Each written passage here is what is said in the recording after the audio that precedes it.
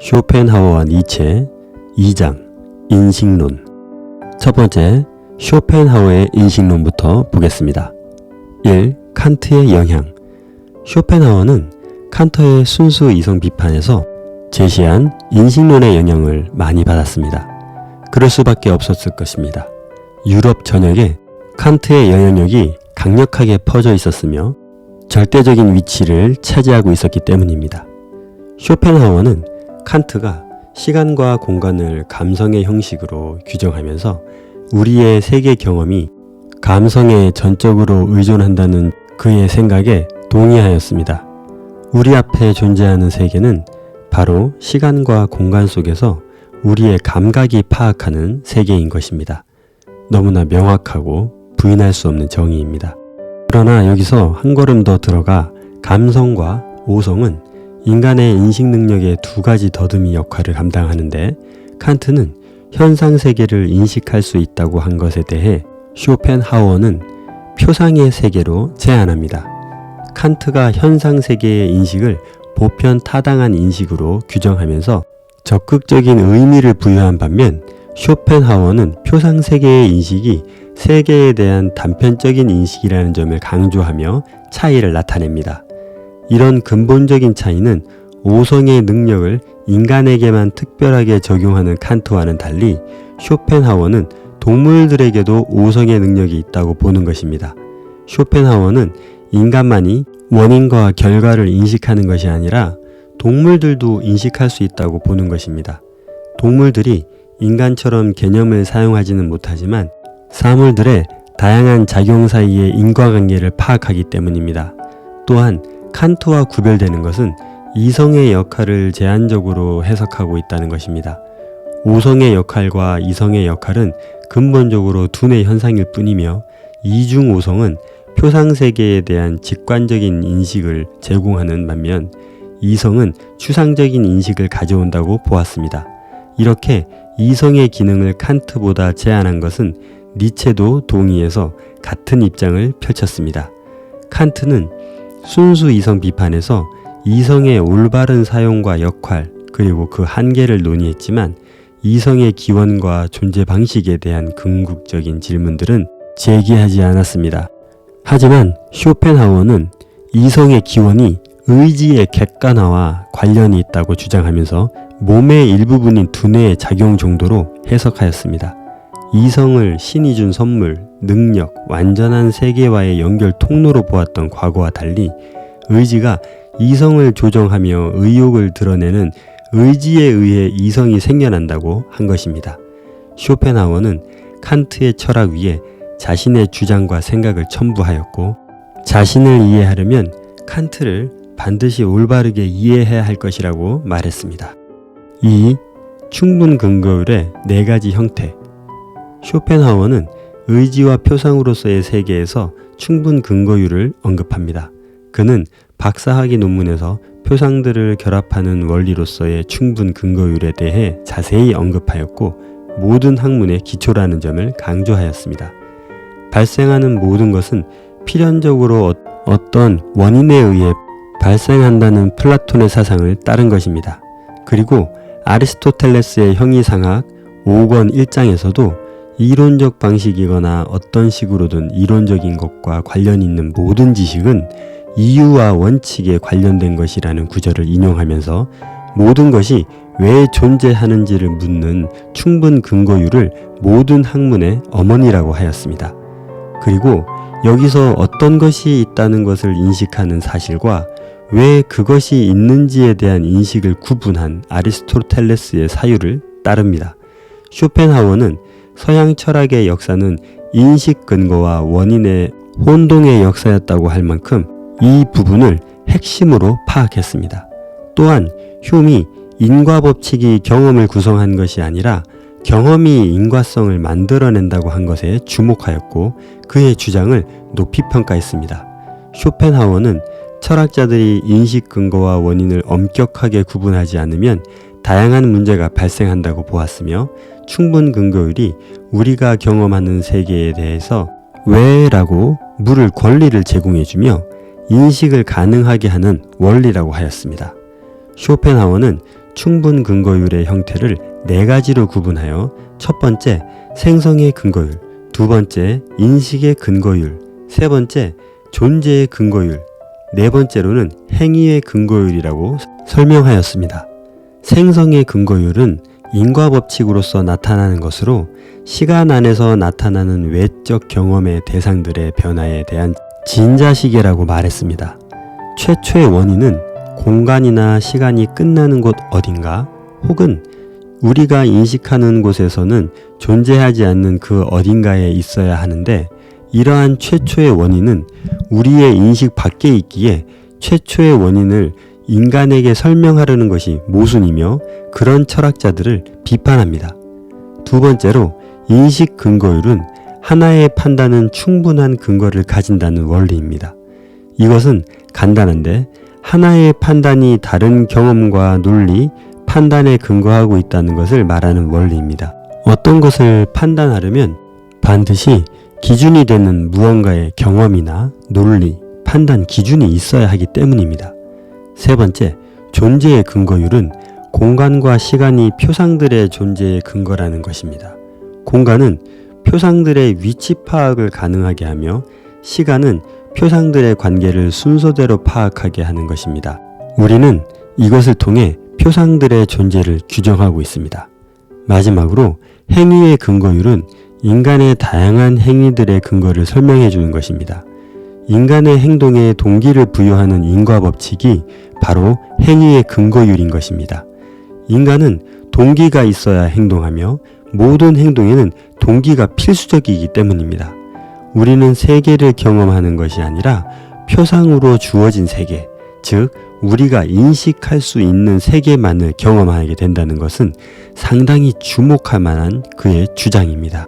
또한 우리가 인식하는 곳에서는 존재하지 않는 최초의 원인, 그 원인에 대해서 우리가 설명하려고 하는 것 자체가 모순이라고 한 철학자, 그의 이런 판단력은 인간의 한계를 뛰어넘어 보려고 시도하는 사람이나 뛰어넘은 척하는 사람들의 주장들보다 월등히 인간적이고 가장 솔직하면서 가장 현명하며 우리 모든 인간이 겸손하게 받아들여야 될 진실일지도 모릅니다. 3. 표상으로서의 세계. 우리가 세계라고 말하는 것은 충분 근거율에 의해서 파악된 표상의 세계입니다. 쇼펜하우어는 표상을 객관과 같은 말이라는 점을 강조합니다. 즉, 표상의 세계는 객관적인 세계라는 말입니다. 우리는 세계를 주관적으로 느끼지만 주관적으로 느끼는 세계는 객관적인 세계를 경험하면서 인식하기 때문에 우리가 느끼는 모든 세계는 객관적인 세계, 즉 표상의 세계라는 것입니다. 모든 것을 인식하면서도 어느 것에 의해서도 인식되지 않는 것이 주관이며 존재하는 것은 항상 주관에 의해서만 인식됩니다. 그러나 표상세계는 한 개인의 주관적 인식에 의한 인식과 객관적 표상에 의한 세계도 실제하기에 서로 각각의 의미를 가지면서 공존합니다. 쇼펜하우어는 철학에서 끊임없는 논쟁거리인 경험하지 못한 외부의 세계, 인식되지 않는 외부의 세계, 증명할 수 없는 외부의 세계에 대한 논란, 외부 세계의 실제성에 대한 논쟁은 이성이 길을 잃고 헤매는 것이라고 하였습니다. 그리고 외부 세계에 대한 논쟁은 꿈과 현실을 구분하는 것과 같이 다루어야 한다는 주장을 펼쳤습니다.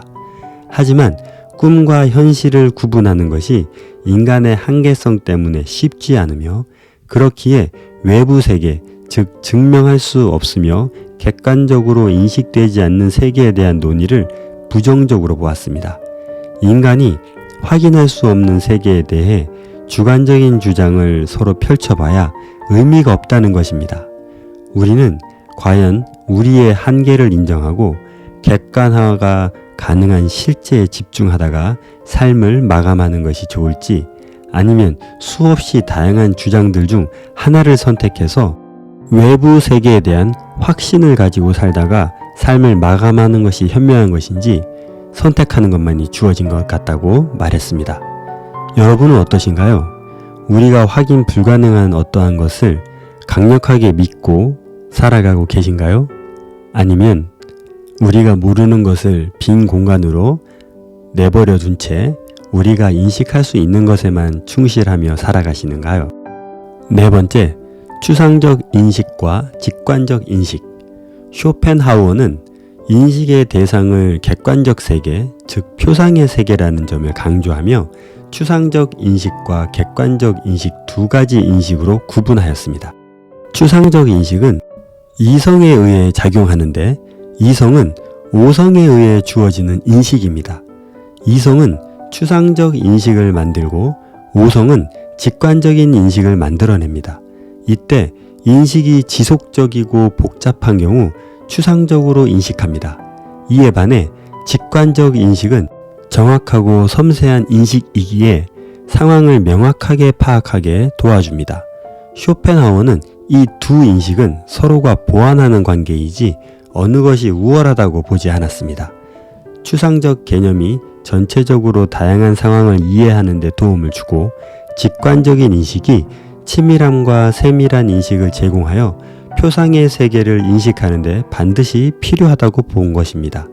칸트 역시 직관 없는 개념은 공허하다고 지적하였기에 쇼펜하우어가 여전히 칸트의 영향력을 많이 받고 있음을 알 수 있습니다.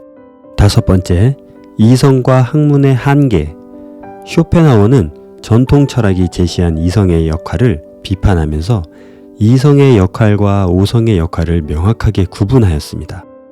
학문이 인식의 확실성 자체를 보증하거나 증명하지 않는다고 하였는데 이는 학문이 개념을 결합하여 지식을 제공하지만 모든 학문의 증명은 거슬러 올라가면 직관적인 것이기 때문입니다.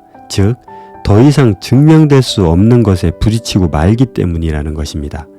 이성에 의한 추론, 추측은 항상 오류를 동반하며 오류의 가능성은 학문의 역할에도 오류를 제공합니다.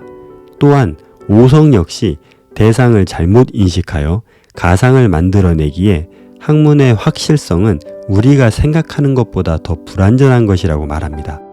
쇼펜하우어의 이 주장은 정말 통찰력 있는 것이 아닌가 생각합니다. 우리가 직접 관찰하고 경험했다고 하는 사실들이 명제화되고 개념화되어 학문으로서 정착해 교육되었던 것들 중 얼마나 많은 부분이 객관적 세계, 표상의 세계와 달랐음이 드러났습니까? 지금도 우리가 확신하고 있는 정보들, 믿고 있는 사실들이 미래에는 얼마나 많이 바뀔지 알 수 없습니다. 쇼펜하우어는 학문의 역할과 한계를 분명하게 제시하며 그 학문은 단지 표상의 학문일 뿐 절대적 진리를 가지는 것이 아님을 강조하고 있습니다. 그러면서 학문과 철학의 역할을 구분하여 말합니다. 어떤 것도 아는 것으로 전제하지 않고 확신하지 않는 철학, 학문이 전제로 삼고 그 설명의 근거로 삼으며 한계로 설정하는 것이야말로 철학 본래의 문제이며 학문이 끝나는 곳에 철학이 역할을 한다고 하였습니다. 인간의 한계를 이해한 것뿐만이 아니라 그것을 인정하고 받아들인 쇼펜하우어. 그는 가장 훌륭한 인간적인 모습을 보여준 것이 아닌가 생각됩니다.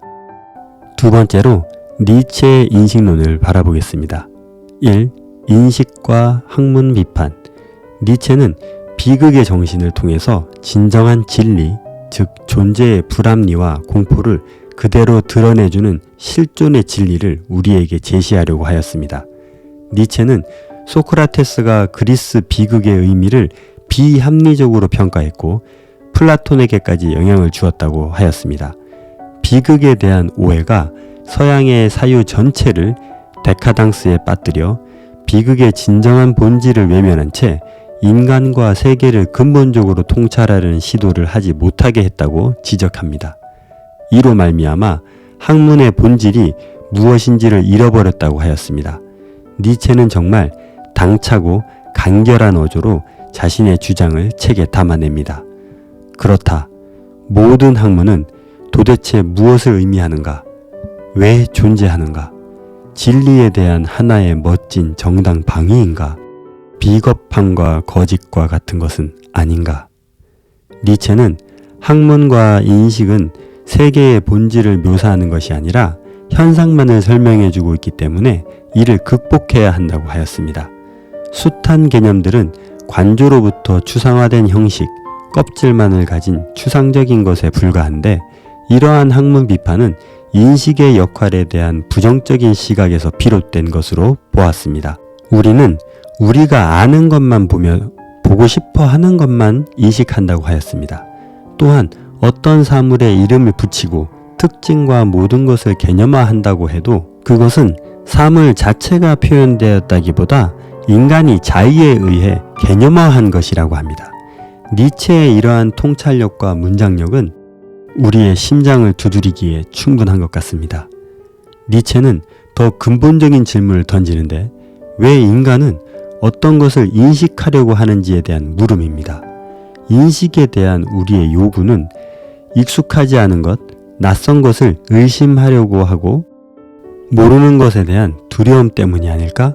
그렇다. 인간은 모르는 것에 대한 공포가 있다. 이것이 인간이 가진 비극이며 이 비극 앞에 진실된 모습으로 나아가 우리를 바라봐야 할 것입니다. 학문의 대상과 학문의 개념은 인간화된 어떤 것이지 사물 그 자체는 아니기에 진리는 사물의 본질이어야 한다고 말합니다. 인간의 인식에 대한 한계와 인식이 낳은 오류들, 이런 인식을 통해 진리라고 짜집기 되는 학문을 니체는 통렬하게 비판하고 있습니다. 2. 관점주의. 니체는 세계에 대한 획일적인 인식은 불가능하며 다양한 관점에 따라 세계를 파악할 수 있는 입장을 펼쳤는데 이것이 바로 니체의 관점주의입니다. 이러한 니체의 관점주의는 전통 철학의 전제들을 해체합니다. 여기서 니체가 관점주의를 통해서 바라보는 세계는 플라톤의 이데아 세계가 아니라 우리가 살아가고 있는 구체적인 현실 세계입니다. 세계에 대한 인식은 각자의 삶을 표현하는 관점에서 시작되며 인식의 출발점은 결국 각자의 삶의 방식에서 주어진다는 것을 강조하였습니다. 근대 철학에서 안다는 것에 대한 확신과 단정 짓는 것에 대해 집착하는 것을 비판합니다. 니체는 칸트의 보편 타당한 인식과 데카르트의 명석 판명한 알미라는 것은 불가능하다고 합니다. 우리가 경험하는 세계는 고정된 세계가 아니기에 특정한 관점으로 파악하여 확정짓는 것은 어리석은 것이라고 하였습니다. 그리고 니체는 인간과 세계는 끊임없이 변하는데 이 점을 망각한 채 무의식 중에 불변하는 대상으로 간주해버려 특정한 관점으로 교정지으려고 하는 오류를 범한다고 합니다. 니체의 관점주의가 우리에게 제안하는 것은 모든 것은 변화하고 있으니 우리는 끊임없이 경험해야 한다는 것입니다. 특정한 시간과 공간과 누군가의 관점에 얽매이지 말고 자유롭게 역동적으로 세계에 대한 다양한 경험을 하라는 니체의 말에는 진지한 당부의 마음이 담긴 것 같습니다. 제임스 웹을 통해 지금껏 보지 못한, 인식하지 못한 우주를 보고 있는 지금의 우리는 머지않아 전혀 다른 우주를 말하고 있진 않을까요? 정말 끊임없이 경험해서 우리의 뜻대로 대상들을 규정하지 말고 그 대상 그대로를 인식하기 위해 노력해야겠다는 생각이 듭니다. 가장 위험한 것이 편협과 편견이라고 했던가요? 우리가 살아오면서 배우게 된 모든 것들, 확신하는 모든 것, 믿고 있는 모든 것들에서 자유롭게 벗어나 전혀 다른 관점으로 바라볼 수 있는 생각의 유연함과 통찰력을 가져야 한다고 생각합니다. 3. 해석으로서의 세계. 니체의 인식론은 전통 철학이 왜곡한 인간과 세계에 대한 다양한 해석의 가능성을 제공해 줍니다. 그는 모든 것을 이미 확정된, 완결된 것으로 전제하거나 궁극적인 완성의 단계로 이끌어 가려는 모든 시도를 비판하였습니다. 사실은 존재하지 않고 수없이 다양한 해석만이 존재하는 전통 철학의 고정된 세계관을 해체한 니체. 모든 가치와 이 세계는 신이 아니라 인간의 삶에 기여해야 하는 것으로 재해석해야 됨을 강조하며 신의 죽음을 선포했습니다. 그리고 해석은 주어진 것, 주어진 세계에 대한 수동적인 수능이 아니라 새로운 것을 창조하려는 인간의 근원적인 충동을 표현하는 것이라고 하였습니다. 누군가가 정해주는 것이 아니라는 도전 정신은 정말 인간에게 자유를 선물해주는 느낌입니다. 니체는 해석된 세계는 바로 인간의 삶이 나타난 것이며 이렇게 해석된 세계에서 살아가는 것이 인간이어야 하며 그 주체자는 내가 대신해주는 것이 아니라는 생각을 한 것입니다. 종교, 도덕, 세계를 넘어 자신의 내면까지도 깊이 들여다보고 끊임없이 다양하게 해석을 하며 살아가야 한다는 것을 주장한 것입니다. 이것이야말로 진정한 자유이며 인간으로서의 삶을 영위하는 것이 아닐까요? 4. 언어의 기원과 세계 경험. 니체는 리츠 교수를 만나 그의 영향력을 크게 받았습니다. 언어의 기원에 상당한 관심을 보였으며 언어의 역할에도 많은 의미를 부여하였습니다. 기독교의 유럽 사회였기에 언어의 기원을 설명한 구약 성서를 비판하는 것은 당연한 순서였습니다. 언어의 탄생은 사물들에 대한 인간화에 의해 비롯되었다고 합니다. 어떤 사물이든 이름이 있지는 않았습니다. 그런데 인간이 각각의 언어로 서로 다른 이름을 붙여 인식하기 좋게 만들고 소통하기 편하게 한 것입니다. 이렇게 언어의 발생 기원에 대한 논의를 통해 종교적이고 도덕적이며 신화적인 요소들이 얽혀있는 것을 제거하려고 하였습니다. 이것을 언어의 탈마법화라고 부르기도 합니다. 당시 사람들을 질시시키듯 꽉 조였던 종교적 전통과 그의 하수인 역할을 감당했던 철학을 언어의 기원을 통해 해체하길 간절히 바랬는지도 모르겠습니다. 인간이 자유롭기를 원했던 니체, 그의 용기 있는 저항을 마음 깊이 숙고해보고 우리 자신을 돌아보는 시간을 가져보았으면 좋겠습니다. 니체가 지금 우리에게 주는 멋진 선물을 행복한 미소와 함께 받아보시지 않겠습니까?